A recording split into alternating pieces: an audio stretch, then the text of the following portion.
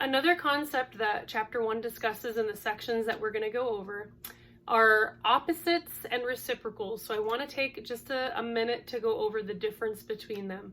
So in your book, opposite can also be called the additive inverse. In your book, the reciprocal can be called the multiplicative inverse. So when you see those terms, just think opposite and reciprocal. So opposite has to do with the sign. So if I have a 6 or a -3, the opposite of 6 would be a -6.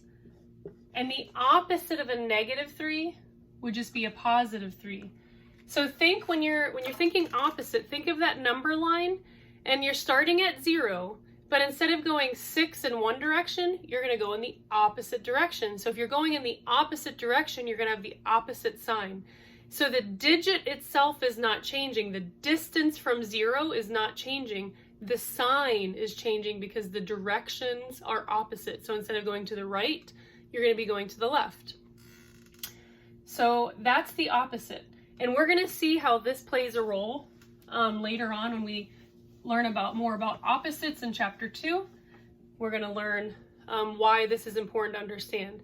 So just remember that opposites have to do with going the opposite way on the number line. Now, here is, so if we were to add 6 plus and the opposite of it, 6 plus a -6 or 6 minus 6 would equal 0.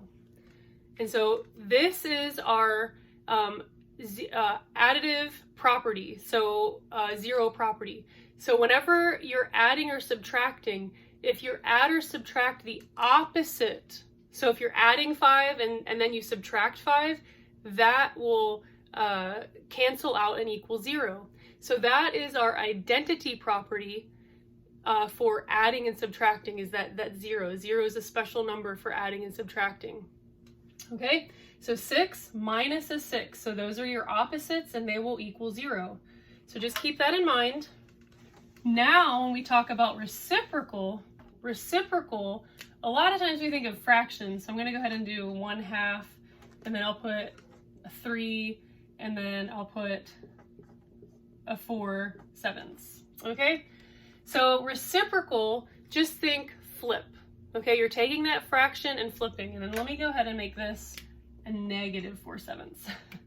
So we can just demonstrate that. So when we flip 1/2, when we flip it to take the reciprocal, we're going to have 2/1. And anything over 1 just equals itself. So you don't even have to put that over 1. You can just rewrite it as 2. So 2 is the reciprocal of 1/2. We're just flipping that fraction. So what's the reciprocal of 3? Well, remember, every whole number has a fraction bar and a 1 underneath of it. So if we take the reciprocal of 3, it would become 1/3 or 1/3. Okay?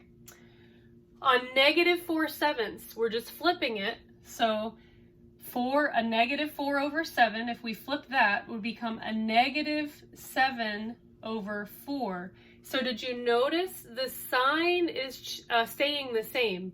So this was a positive 1/2, the reciprocal will be positive. This was a positive, so the reciprocal will be positive. This was a negative, so the reciprocal will be negative. So in opposites, we're changing the signs, but in reciprocals, we're not. We're just flipping the number. We're flipping the fraction. Now, why is that? Well, if we were to multiply these right here, put a little multiplication sign in there, 1 times 2 equals 2, 2 times 1 equals 2, and 2/1 equals 1. 3 times 1 equals 3, 1 times 3 equals 3, 3 divided by 3 equals 1. -4 times a -7 is going to be a +28, and 7 times 4 equals 28. 28 divided by 28 equals 1. So what we're seeing is when we take the reciprocal and we multiply those, everything is going to equal 1. So your identity property for multiplication and division is the number 1. So what we're trying to do with this reciprocal is find something that when we take this fraction, we want to find something that's going to make it equal 1. So for adding and subtracting, we're looking for that 0. What do we need to do to make this to equal 0? Well, we take the opposite.